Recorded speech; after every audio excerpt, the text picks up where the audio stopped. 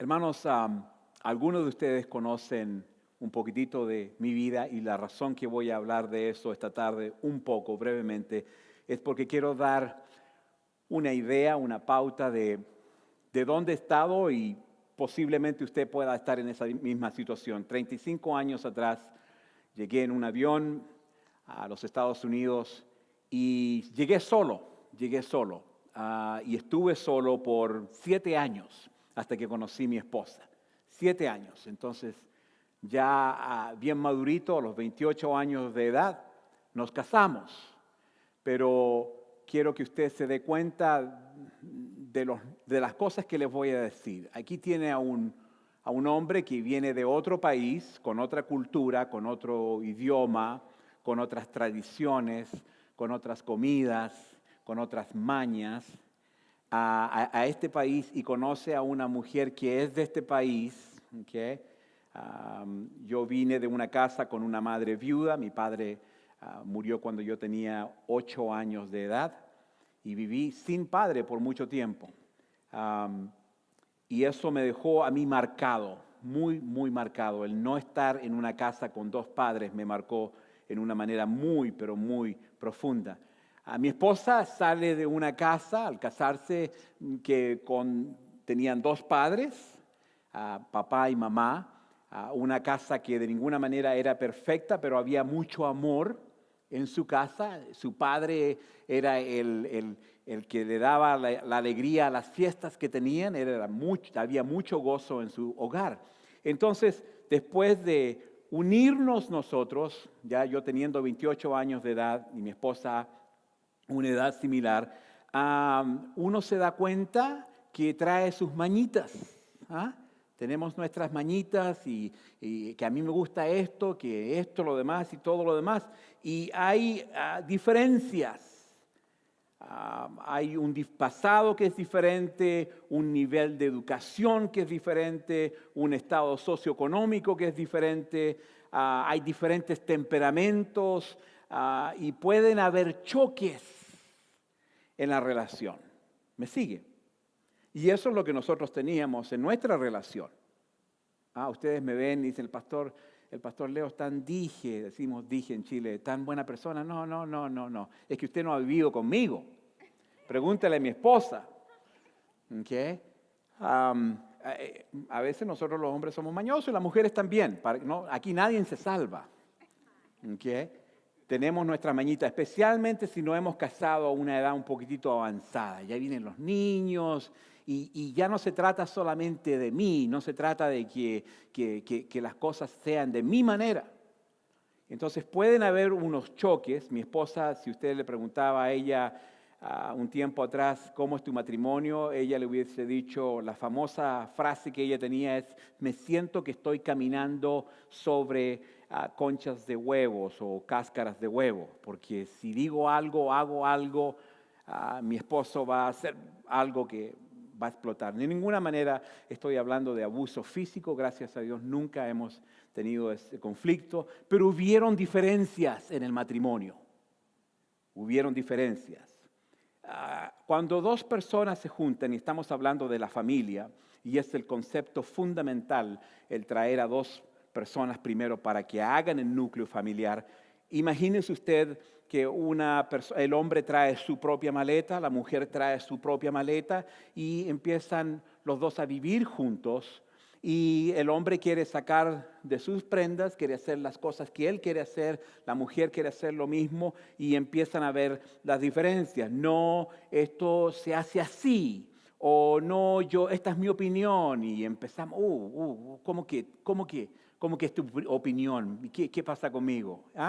Entonces empezamos a ver un tipo de actuación que es diferente y a veces hay un poco de roce.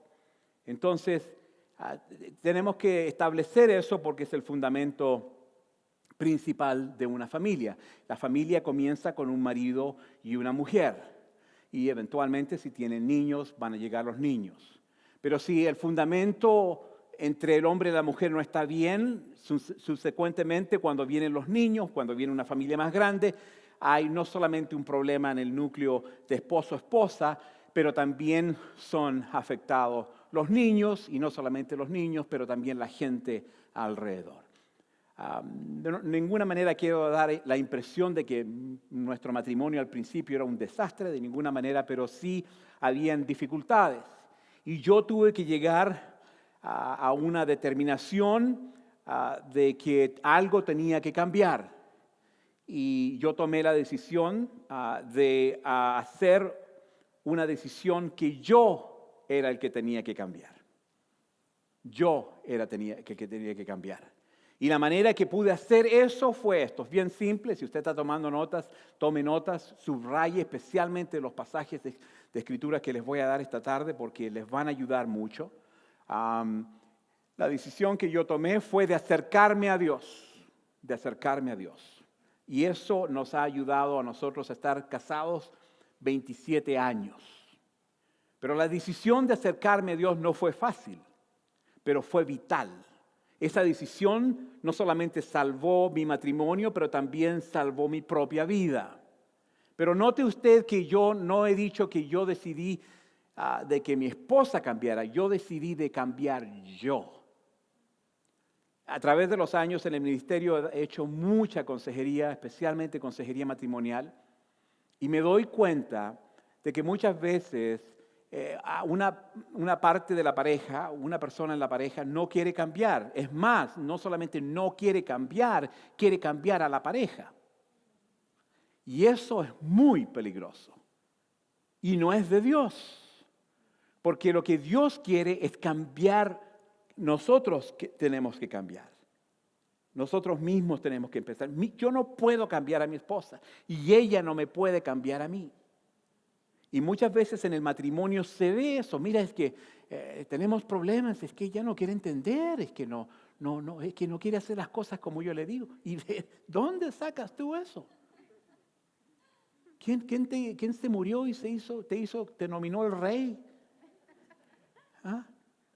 ¿Pero cómo es eso? No. ¿Y qué hay de ti? ¿Estás cambiando tú? ¿Qué tienes que cambiar tú en tu vida? Entonces yo me di cuenta de que el cambio tenía que venir primero conmigo. El único que va a cambiar a mi esposa es el Espíritu Santo. A veces escucho personas decir eso, ¿no? Es que la mujer no cambia, no se somete. Y me buscan escrituras ahí. Aquí está, pastor. No se somete, no cambia, no quiere cambiar. ¿Y qué pasó contigo? Entonces, gracias a Dios, como dicen mis buenos amigos mexicanos, me cayó el 20. Me di cuenta. Todavía no estoy diciendo de ninguna manera que soy perfecto porque no lo soy. Ninguno de nosotros en este lugar es perfecto. Pero me di cuenta desde el principio que si esto no cambia, vamos a terminar en un lugar mal. Hermanos, y eso es lo que veo. Obviamente nosotros estamos acostumbrados a tratar el uno con el otro. Por supuesto, la mayoría de nosotros somos hispanos. ¿Okay? Y nosotros como hispanos, voy a hablar un poquitito sobre el hispano, pero esto le llega a todo el mundo. Tenemos que tener cuidado, porque nos dejamos llevar mucho por las emociones, mucho por la manera en que nos sentimos. Y eso no es tampoco de Dios. Si usted le pregunta, me acuerdo cuando recién llegado del Latin lover, el Latin lover, automáticamente le ponen ese sello, este viene de Latinoamérica, le dicen el Latin lover. Y nos ponen apodos por ciertas cosas que se nos conoce a nosotros los hispanos por ciertas cosas. Por ejemplo, se nos conoce como un núcleo de familia muy apretado. Así ustedes los hispanos tienen muchos niños, primero que nada, y eso es lindo, es precioso. ¿Okay? Pero también ustedes se juntan mucho, es algo especial, es algo lindo. Los hispanos, no solo la comida es rica, pero también ustedes tienen algo precioso. Y la otra cosa que se nos asocia también es que ustedes los hispanos son muy románticos. Oye, que son románticos. A mí me encanta. Yo no entender español, pero me gusta mucho el músico porque es muy bonita. Porque la música, y uno se pone a escuchar, si uno se pone a escuchar música secular, ¿okay? Y los boleros y esas cosas, qué sé yo, que escuchábamos en la niñez, y uno se pone a soñar.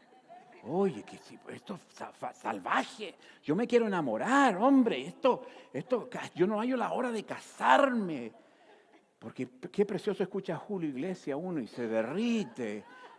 Y por eso que los cantantes famosos, especialmente los cantantes latinos, tienen ese asunto que las mujeres, es que somos muy románticos. Pero mire usted lo que el diccionario de la lengua española nos define con respecto al ser románticos. Y por eso que tenemos que tener cuidado. El adjetivo y la sociología lo define como una persona que actúa según las propias ideas y sentimientos más que usar la razón. Dice, tiene un carácter romántico por lo que le cuesta entender la realidad. Entonces una persona idealista, un fantasiador, una persona materialista, sentimental. Es que soy tan sentimental yo. Y no nos ponemos a pensar lo que estamos diciendo, sentimental, del sentimiento. Depende de cómo me siente hoy día, te voy a tratar. Idealista, oye, ¿por qué yo me casé con esta mujer? Pero mira la telenovela ahí, esta mujer es estupenda. Y empezamos a soñar, no llegamos a la tierra y se nos olvidan los compromisos y empezamos a tener choques que son más serios en la relación.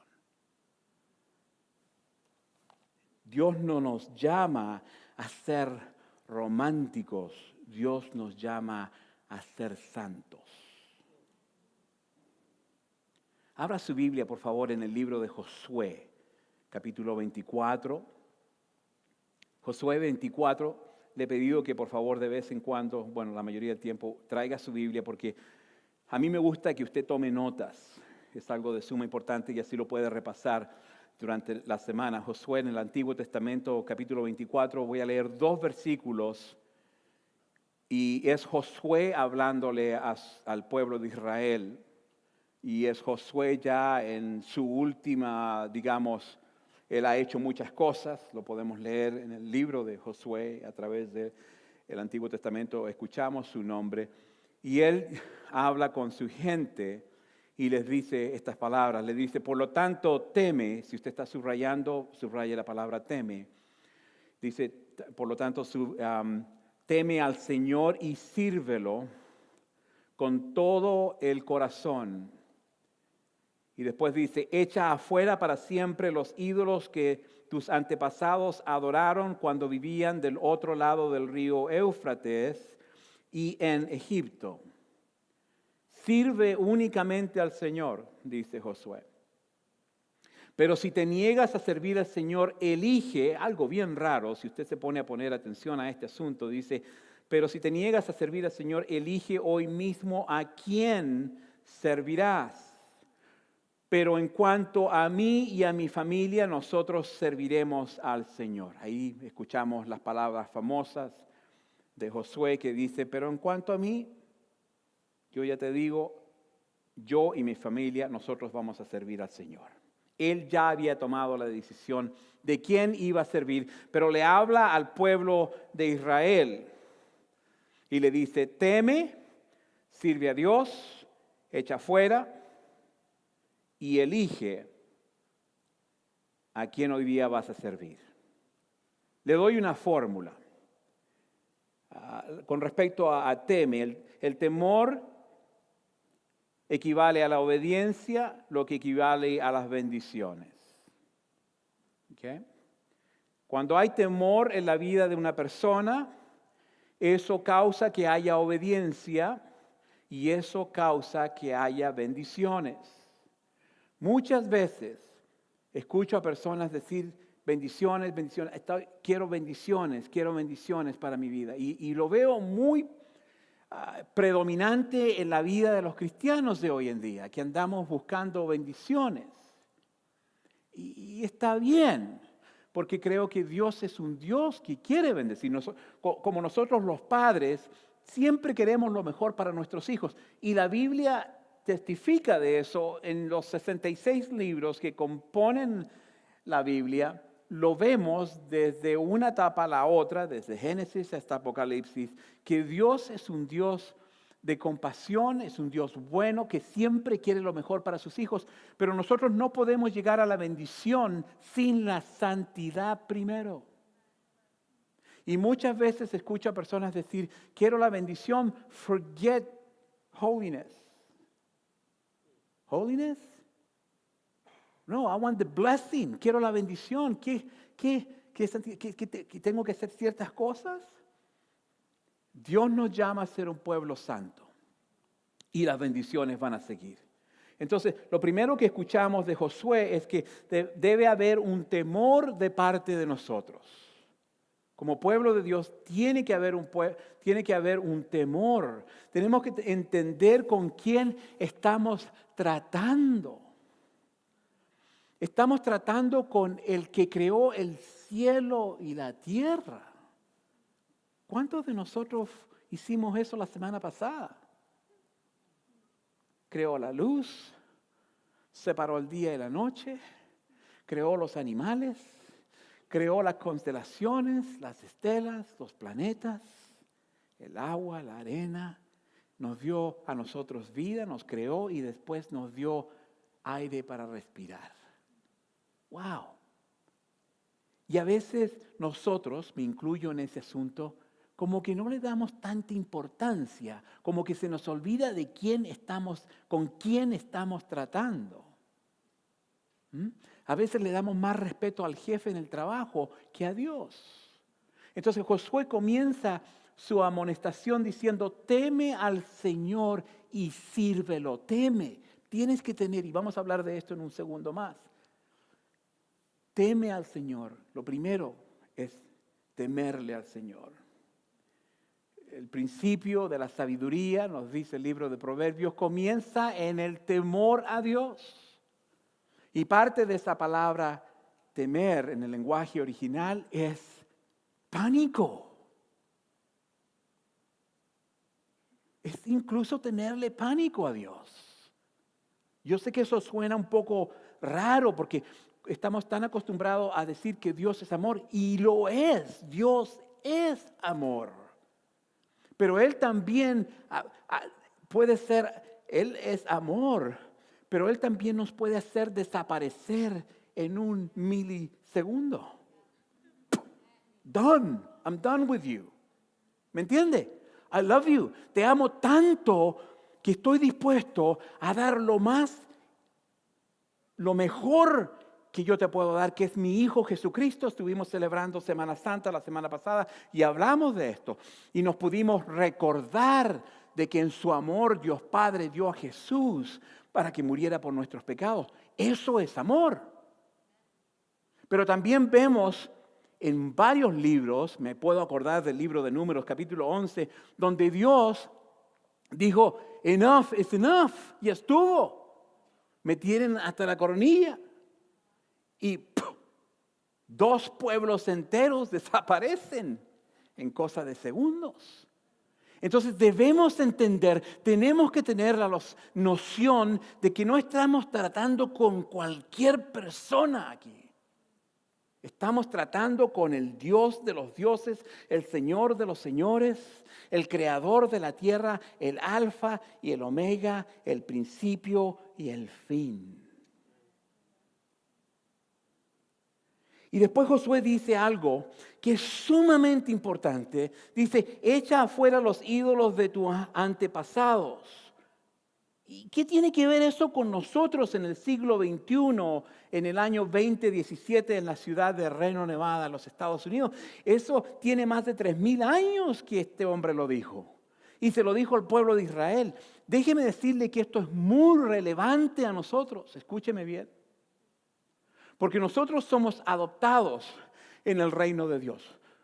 Nosotros no somos judíos, al menos que usted sea judío, está bien, no hay problema. Pero nosotros fuimos adoptados aún siendo gentiles. Y el consejo que Josué le dio al pueblo de Israel, porque le dice a ellos, les dice, echa fuera para siempre los ídolos que tus antepasados adoraron cuando vivían en el otro lado de Éufrates y Egipto. ¿Y qué había pasado con el pueblo de Israel? Ellos se habían acostumbrado a hacer cosas que no deberían hacer, comprometieron lo que Dios les había dicho que no hicieran. Estuvieron como esclavos en Egipto por más de 400 años. Hicieron cosas que no deberían hacer. Entonces Josué, lo primero que dice, teme al Señor, sírvelo y echa afuera esas cosas que tus antepasados solían hacer.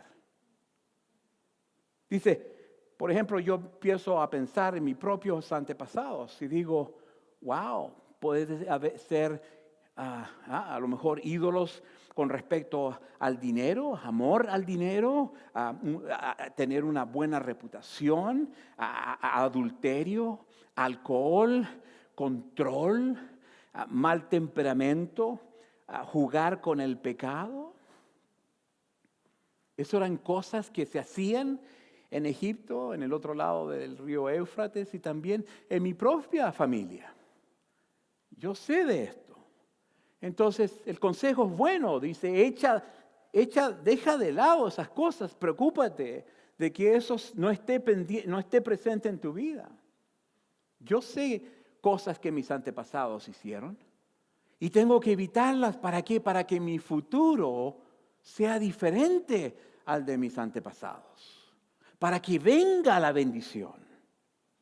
Josué le dijo a la gente, pero si te niegas a servir al Señor, elige, subraye la palabra elige, hoy mismo a quién quieres servir. En otras palabras, o estás o no estás.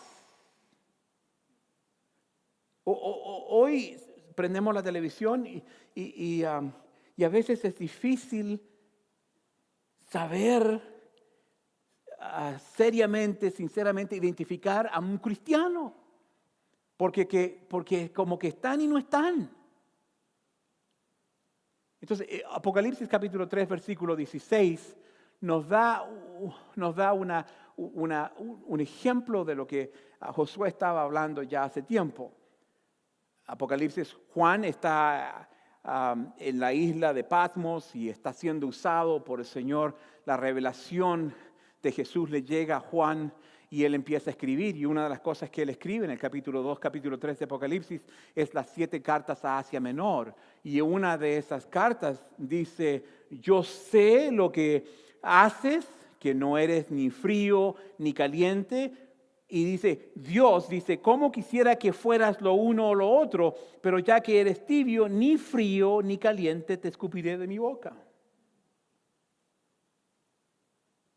Entonces, Dios mismo nos dice a nosotros, hey, get with it. ¿Estás o no estás? ¿Estás frío? ¿Estás caliente? ¿Estás tibio? Yo prefiero que si vas a hacer algo, dice, quiero que estés caliente, pero como no estás ni caliente ni frío y estás tibio, déjame decirte esto, te voy a escupir de mi boca. Eso a mí me da un pánico, hermanos. Entonces, ¿cuál es el problema? Porque tenemos que entender, si queremos tener una familia sana, tenemos que también entender el problema, porque obviamente hay un problema, ¿que no? Se nos conoce como un núcleo de gente que es muy apegado, tenemos muchos hijos, nos llevamos bien todo el tiempo. Ese es el concepto que tiene el anglosajón con respecto al hispano. Ustedes, wow, chévere, todo bien. Pero el nivel de divorcio entre los hispanos aquí en los Estados Unidos no es cosa alarmante y tampoco es cosa que no deberíamos poner atención. Entre las diferentes razas, las estadísticas en Estados Unidos demuestran que el afroamericano es el que tiene un índice más grande de divorcio. El hispano no es mucho, también con el oriental. Pero yo sé, como usted sabe, que hay problemas.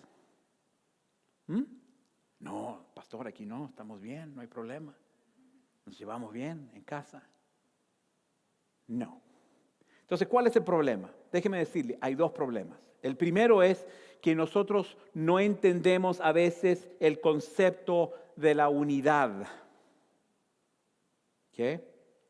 Y este problema es un problema matrimonial y empresarial. Es un problema matrimonial y es un problema empresarial. Génesis capítulo 1, 28 dice lo siguiente: luego Dios los bendijo con las siguientes palabras: sean fructíferos y multiplíquense. Usted conoce la historia. Génesis capítulo 1 nos habla de lo que Dios hizo. Él creó todo lo que vemos y lo que no vemos, y creó todo, y después crea al hombre, y después crea a la mujer, y les dice: hey, ¿sabes qué? Todo esto es para ustedes, disfrútenlo, sean fructíferos. Pero en vez de ser fructíferos, a veces, en el contexto del matrimonio, empezamos a perder tiempo peleando el uno con el otro. ¿Ok? Y se nos olvida, varones, que Dios, si nos ha dado una mujer, nos ha dado una bendición. Que la Escritura nos dice que nos ha dado una ayuda idónea. Esa palabra idónea en el lenguaje original es la palabra socorro. ¿Okay? Pero no. ¿Sabes qué? A mí no me importa. No hiciste las cosas como yo quiero, entonces vamos a round one. ¡Pum! Tan, tan, tan, tan. ¿Ah? Y empezamos a pelearnos el uno con el otro. Pablo dice que nuestra guerra no es contra carne y hueso, es contra potestades del aire. Pero nosotros no. Nosotros dejamos ser confundidos y empezamos a pelearnos los unos con los otros. Consecuentemente perdemos tiempo. Por eso que yo llamo a esto un problema matrimonial y un problema empresarial. La empresa que se comenzó cuando nosotros nos casamos se va a derrumbar porque estamos, dale, ¡pum! No, uy. Y empezamos a tomar lecciones de cómo pelear el uno con el otro en vez de cómo trabajar el uno con el otro. Y el enemigo hace, yeah, baby, los tengo. ¿Ok?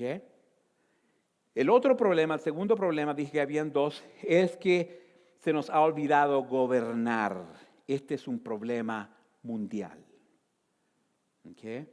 El mismo versículo dice: llenen la tierra, después de haberles dicho que sean fructíferos, dice: llenen la tierra y gobiernen, subraya esa palabra, sobre ella, reinen sobre los peces del mar, las aves del cielo y todos los animales que corren por el suelo.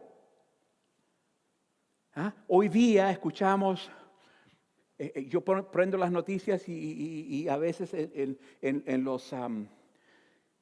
los medios, especialmente en los medios de la izquierda, se dice, mira, Dios, ¿quién es tu Dios? Si Dios es tan bueno, ¿por qué nos hace sufrir tanto? The audacity of some people. Y le empezamos a echar, no nosotros, pero otras personas, empezamos a echarle la culpa a los demás, empezamos a echarle la culpa a Dios. Si tu Dios es tan bueno, si tu Dios existiera, ¿por qué pasan tantas atrocidades? Déjame decirte por qué pasan. Porque se nos ha olvidado gobernar.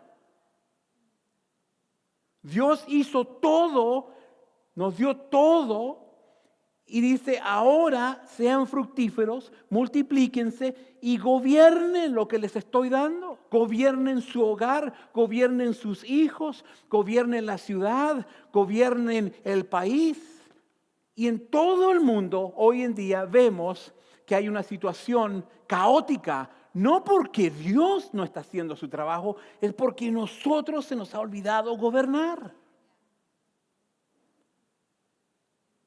Y si hay problemas en la casa, es porque también se nos ha olvidado gobernar. ¿Qué pasó? ¿Qué está sucediendo? Las cosas no están como deberían estar. Algo está pasando. Yo tengo que reflexionar, reaccionar, parar y decir: Señor, perdóname y ayúdame. Dame la fortaleza y la sabiduría para poder arreglar y saber gobernar lo que tú me has dado.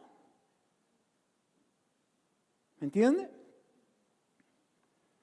Ahora, ese es el problema, dos problemas. Concentrémonos en la solución.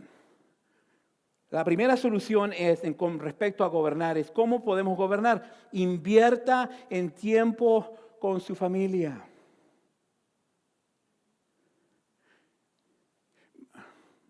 Me voy a meter en problemas.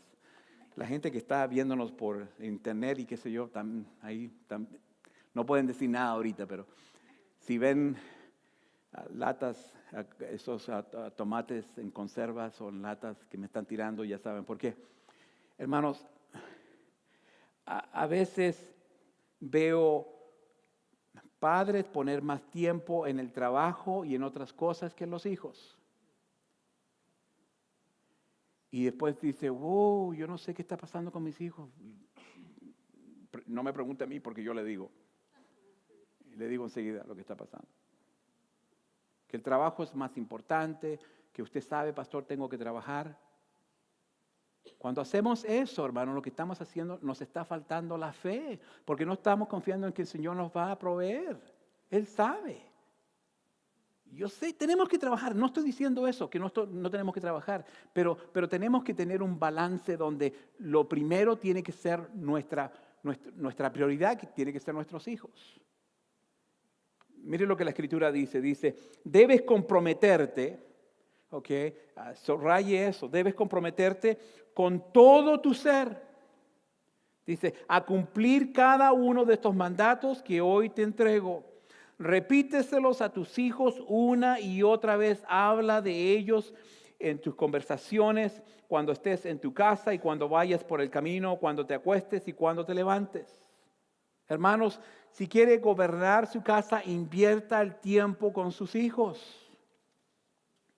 A mí no me gusta el básquetbol, pero ahí tengo a mis muchachos, son fanáticos por el básquetbol. Mi esposa también.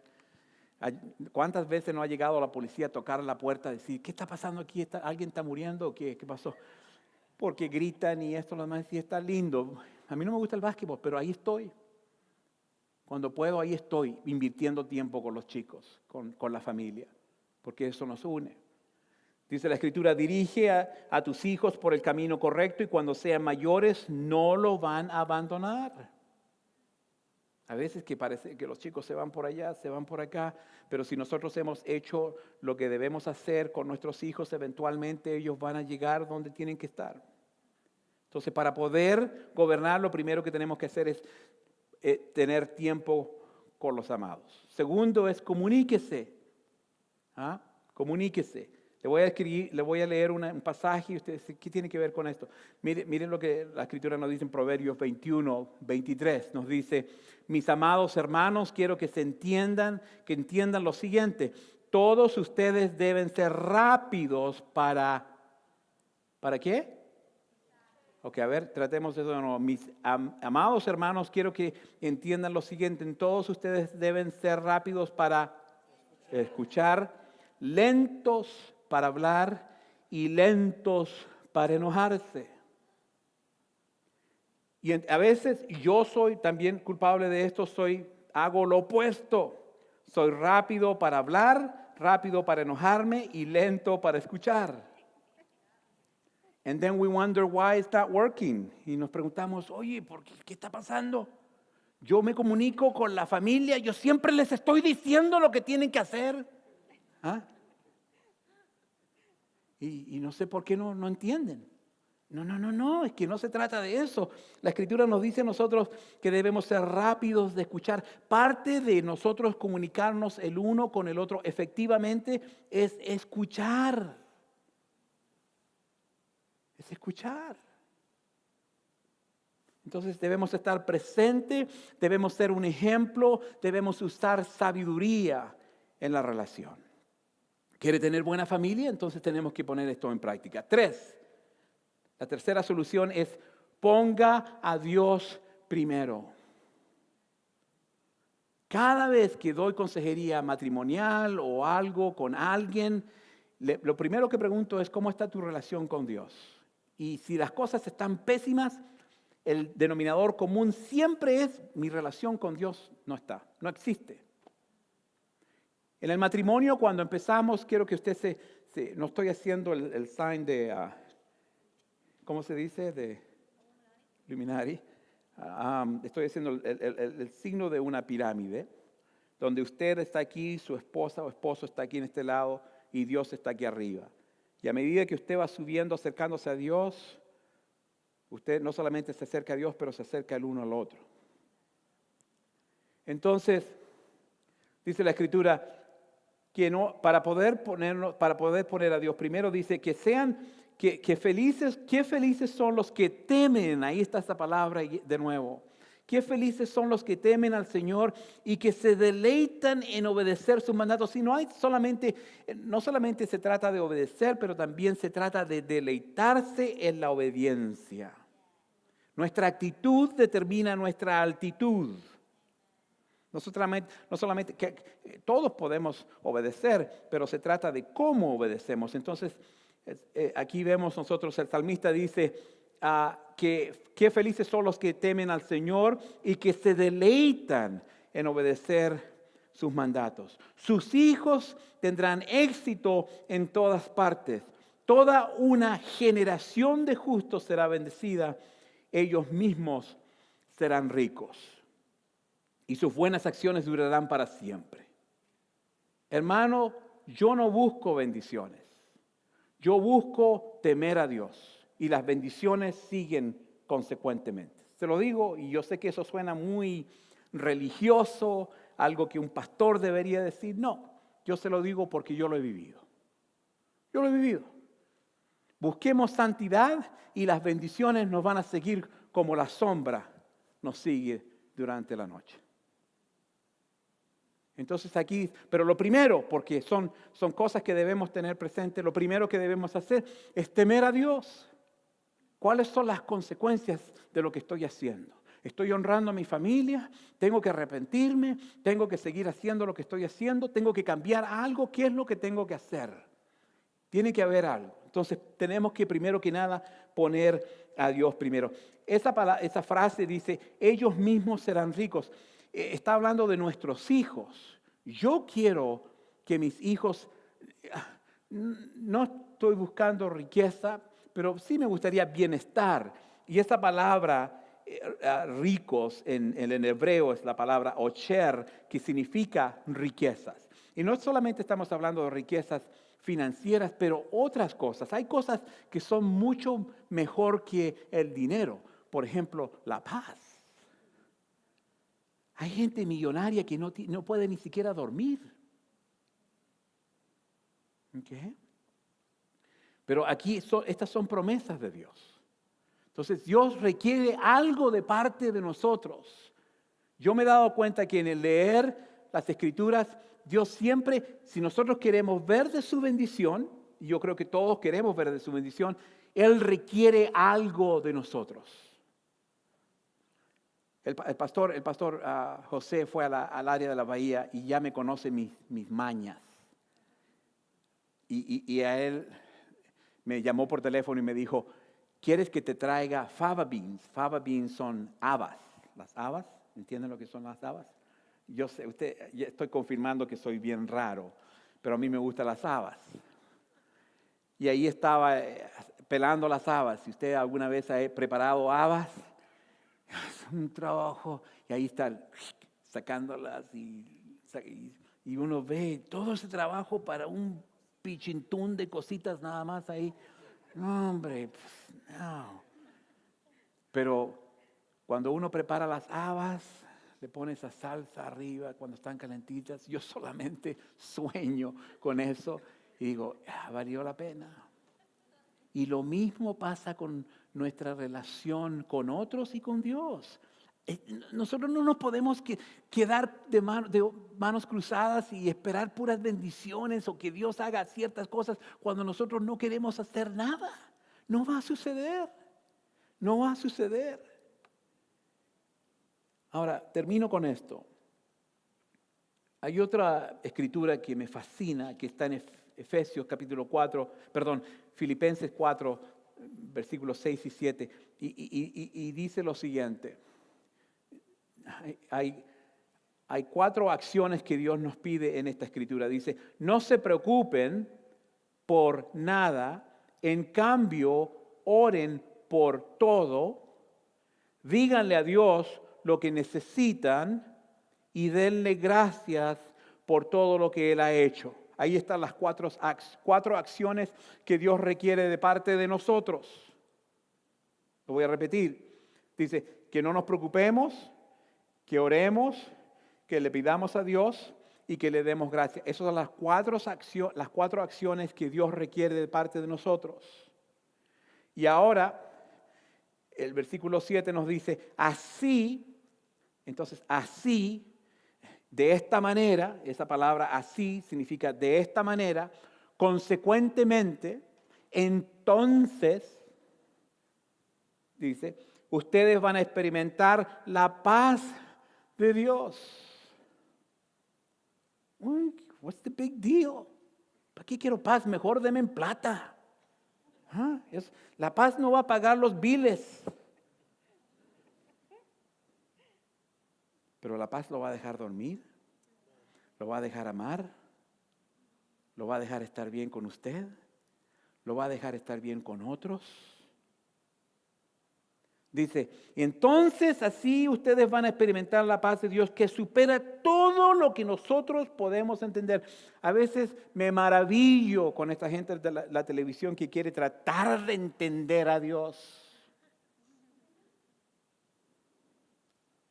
Dice, y no solamente el Señor nos promete la paz, pero dice, mire lo que la paz va a hacer. La paz dice, la paz de Dios, ¿okay? La paz de Dios cuidará tu corazón y tu mente mientras vivas en Cristo Jesús.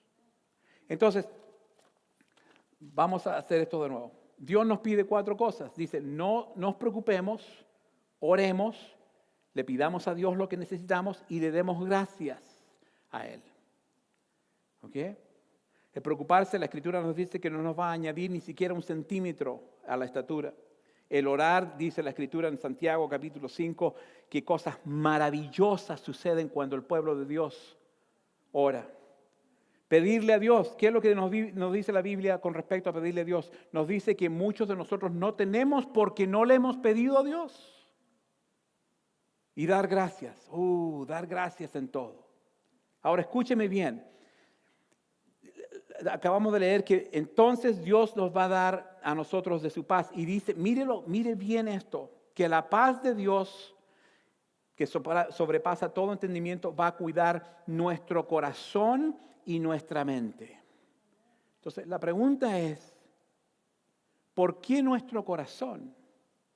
La paz de Dios, si nosotros hacemos las 4 cosas que dije, la paz de Dios va a cuidar nuestro corazón y va a cuidar nuestra mente. Well, what's the big deal? Let me tell you what the big deal is. ¿Por qué el corazón? Jeremías capítulo 17, versículo 9 nos dice, el corazón humano es lo más engañoso que hay y extremadamente perverso. Por eso que es tan importante que nosotros no nos dejemos llevar por nuestros sentimientos.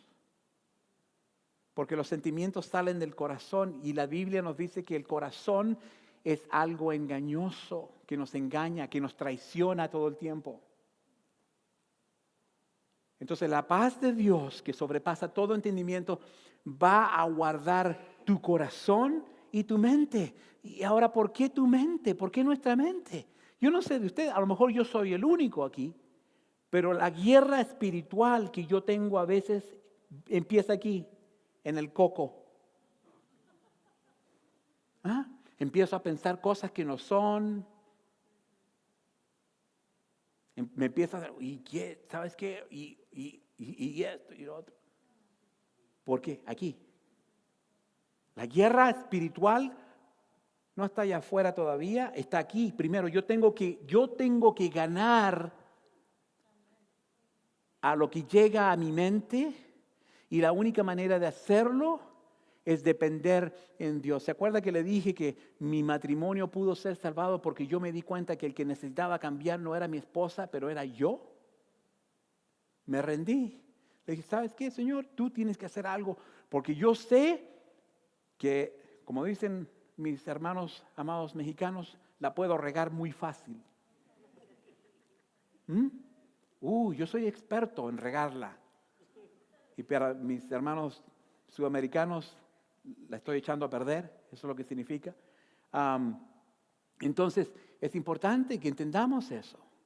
Hay ciertas cosas que Dios requiere de parte de nosotros para poder tener una familia sana, una familia buena. No, eso no pasa así, ¡zas!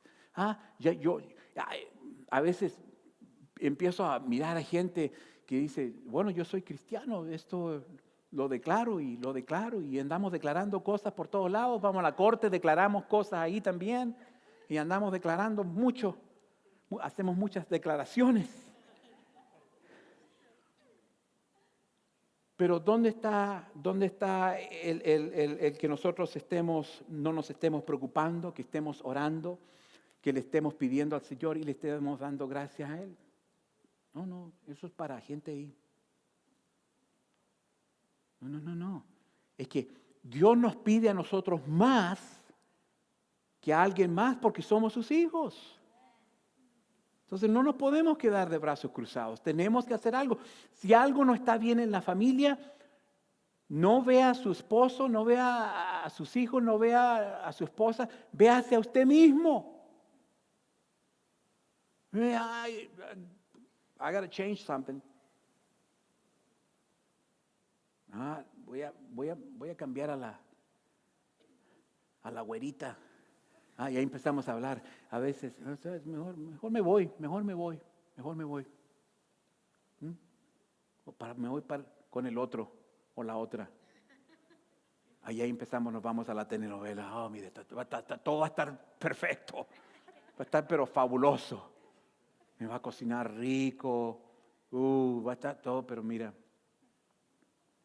Así pasan las cosas. Así pasan los affairs y todo lo demás, porque no queremos arreglarlo aquí, no queremos arreglar las cosas aquí en casa, queremos irnos para otro lado. Y en la oficina ahí alguien me habló bonito, mira qué rico, ay qué rico, dime, ay qué lindo hueles, qué lindo hablas, qué lindo te ves. Y después ya, ¿sabes qué? Mejor me voy. Ya estuvo.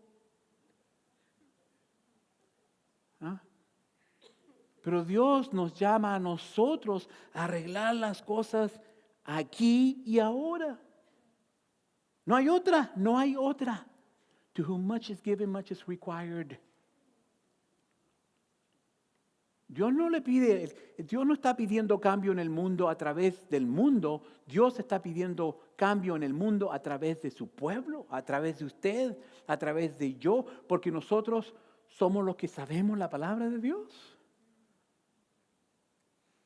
Entonces, hay veces cuando tengo a alguien enfrente de mí, estamos dando un consejo matrimonial o de los hijos o qué sé yo, y siempre digo lo mismo, cómo me encantaría ser como un doctor, darle una receta y decirle, mira, tómate estas pastillas y llámame en 2 semanas más y sabes, vas a estar chévere.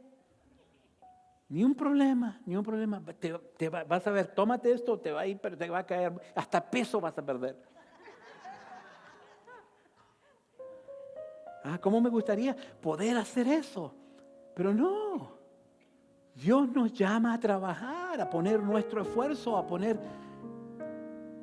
I can do all things through Christ who gives me the strength. Todo lo puedo en Cristo. ¿Sí? ¿Se da cuenta qué lindo es decir escrituras? Ahí está, ahí. Mira, yo me aprendí el Filipenses 4:13, ahí me dice. Mira qué lindo, mira, te lo digo hasta en hebreo. Pero si no estamos dispuestos a aplicarlo nosotros mismos, ¿de qué nos sirve? ¿De qué nos sirve? Entonces, yo no sé, usted conoce su relación en casa, con sus hijos, con su marido, con su esposa o si está soltero o soltera. Usted sabe su condición. No importa el estado social suyo. Lo que importa es usted. ¿Cómo está usted? ¿Cómo está su relación con Dios? Esa es la pregunta que yo tengo siempre que hacerme. Me la hice hoy día al entrar acá. Como decimos los chilenos, ¿cómo estáis? ¿Cómo estáis con Dios? Y si la respuesta es no muy bien, entonces tengo que trabajar en eso. ¿Se da cuenta? ¿Se da cuenta como que Dios requiere ciertas cosas de parte de nosotros y no son complicadas? Porque con Él, en Él, todo lo podemos hacer. Y cuando nosotros lo hacemos, ¡wow! Aguántate, porque las bendiciones vienen. Yo me maravillo, iglesia, con lo bueno que Dios es. Me pongo a pensar, 35 años atrás te bajaste del avión. Le decía a mi hijo, ayer trabajamos juntos en el patio de atrás. Decía, ¿sabes, hijo?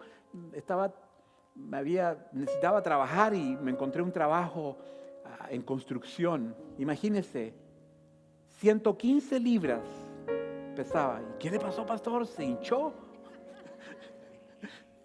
115 libras cuando bajé del avión el 3 de julio de 1982. Y ahí con una carretilla con cemento, ¿has visto esos videos donde el hombre se va? ¡Pum! Eso es lo que me pasó a mí también. Pesaba más la rueda de la carretilla que yo. Y yo me acuerdo, wow, las pasamos difíciles. Me acuerdo, empecé a lavar platos y hacer otros trabajos aquí y allá, y qué sé yo, mientras aprendía un poco de inglés y todo lo demás. Y después de 35 años yo veo, wow. Y no digo esto para, como decimos nosotros en Sudamérica, cachiporrearme, creerme la última Coca-Cola en el desierto. Lo digo para la gloria de Dios. Porque cuando nosotros seguimos sus preceptos, Él es fiel a su palabra. Él es fiel a su palabra y dice, ¿sabes qué? Si tú haces eso, vas a recibir los beneficios que te tengo listo para ti. Solamente tienes que venir a buscarlos. Ven a buscarlos. Pero a veces, no, ¿sabes qué? Yo quiero bendiciones, bendíceme, Señor, porque yo soy tu hijo. Ok. Quédate ahí atorado. Pero el Señor nos dice, abre la llave y vas a ver cómo sale la bendición que tengo para ti. Pero tienes que abrir la llave. Tienes que abrir la llave. Tú, el que está ahí haciéndose el sonso. Abre la llave. Tengo bendiciones para tu hogar, para tu familia, para tus hijos. Hablamos de la herencia que le podemos dejar a nuestros hijos. Yo era de aquellos que la mejor herencia que le puedo dejar a mi hijo es un reloj de oro. Y tenía uno y me lo robaron. Hijos, perdonen, ahí quedó la herencia. La mejor herencia que nosotros le podemos dejar a nuestros hijos es un legado que les va a ayudar a ellos en su vida, ya sea que se casen, no se casen, tengan hijos, no tengan hijos. Es un legado. Es algo que se llevan, es algo que es eterno. A veces nosotros nos conformamos con cosas que son temporales. Mi hijo, ¿sabes qué? Te voy a regalar un BMW. ¿Ah? O te voy a dar esto, o qué sé yo. Y son cosas temporales. Pero ¿cómo podemos nosotros dejarles cosas eternas, legados eternos a nuestros hijos si no estamos dispuestos a movernos donde Dios tiene la bendición? Entonces, por eso que es importante que nosotros recapacitemos y veamos qué es lo que tenemos que hacer para cambiar nuestra situación. Alguien dijo que la definición de la locura es hacer la misma cosa todo el tiempo y esperar diferentes resultados. Es imposible, no va a trabajar. Nunca es tarde, iglesia, para cambiar nuestra situación en casa. Nunca. Oh, es que usted no conoce, pastor, a mi señora. No tengo que conocerla. Pero Dios la conoce. Es que usted no conoce a mi marido es terrible, olvídate, ¿no? No tengo que conocerlo.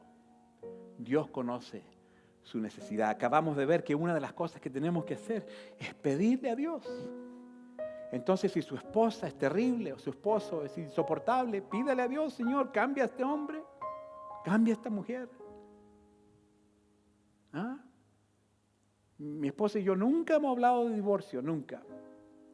Pero ella ha contemplado el asesinato de vez en cuando.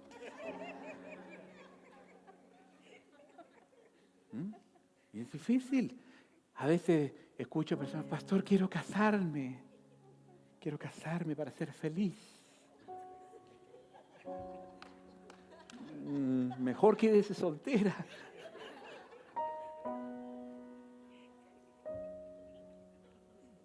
El matrimonio no es para ser feliz. Si Dios le llama a casarse, y no todos son llamados a casarse, aguántese, porque Dios quiere hacer algo a través de su esposo, su esposa, y no es felicidad.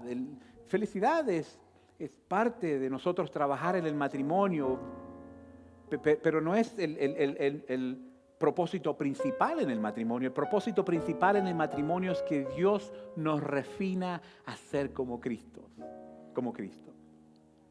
Porque en el matrimonio tenemos que tener paciencia, tenemos que tener benevolencia, tenemos que tener amor, control propio. Y eso a veces es difícil.